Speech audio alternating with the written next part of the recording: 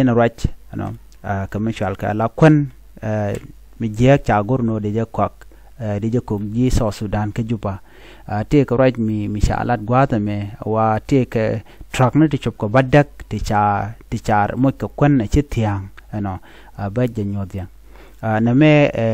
kan torbelen ko ya mo ko kwen re duar ka so Sudan jen kan ka Uganda ku ka lewe re we ke juba ja kap chon kan nimle kan torbeleti ti so kan torbeleti fain ken kwana kona tradian ka kwanti ci je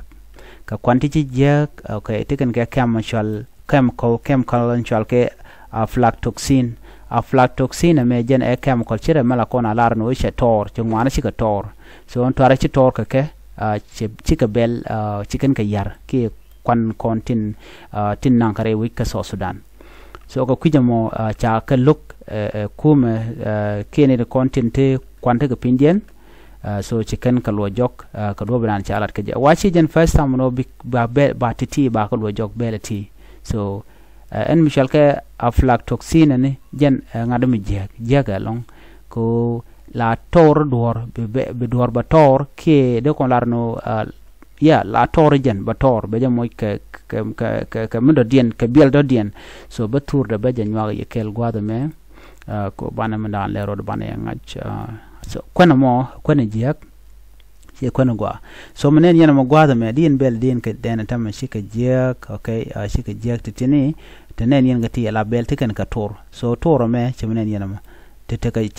chere ka nyal ke chere ka samten okay dir kan enteten ka bel bono ngai kon mana la dalet so kan ti wa cha ko gi so Sudan ja ga nang torbiel ro cha ko nang kan numli lo de ka wore wich ka juba an gwas mo cha yu kap chong anitin kontin la kwan la ka chek kan kwana tot la chiaka la ka chia ko ba ngaje gwanu kan kwana kontin rede ka kwanti ci jek ti jan wal ka te pai kamrar so jan dan to ga nyok wi dia ko ken ke East Africa ke le ban ngaje no man let kana ni chiang la kan te jek kana kok so Sudanese jela la dia all the time la kan ka le to so ntame ci namo ci to ko ba kwana to ba ka tem ko ba nan ga laboratory ba ka test ka nyok ba bel ba ka guj bone na me mishalat neten kontin te dung kwan tetit kadien re which ka so Sudan la so Sudan National Bureau of Standard Canadian kontin teketet so Sudan National Bureau of Standard Canadian kontin la torbele kontin no kwan re which kan torbele didi ala kontin la beke numali Canadian ala kontin la ka check so miche te ka miche benda won miche tor ki miche expired Canadian kontin la yan ka ko ba jogo no ngum no yen miche je kono so mena kana mala le ni siang misha na me aflatoxin me misha janen okay ka chika tungwan mala le kala kana wang ne je en kan bela to ka de ba ka wang bu gwana ba chuta ka kasare no ka misha ga jigulo go ka la kana ngare wuci so mala lat ke ne de kon te business la ngwa no ken kana no ka numali ke ga juba be kana kon cheng na dore en gwal dan jen ten special ji Uganda mi kan ga chega kan ngaje no tere be kana kul no numali ko be kan ngaje no ba ga chega numali ka ba ga chega juba ba but ken la ken ye kon te ka bor la ken ka bribe la ken ka mo ka yo so bu ko chore bu na ko ti jek ti tor antama step cha kan cha oken ja ken ne dial ka Sudan ko bu ke te ka jwat ko na me no ngwe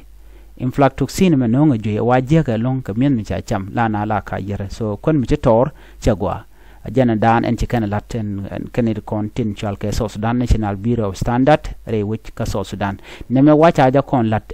neten chal ke ji Tanzania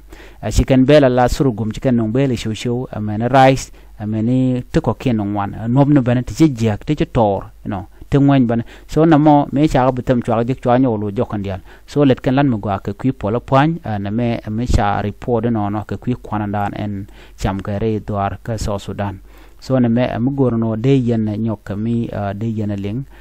ko ken kontin non ko pal point de na ro gang ka ti chikiti che de gwano de na de kan kon mi chi jek de kana cham so gwaye ne dial ko lanure listen na maka kon dial o de kon kan kon mi chi jek is not good for the body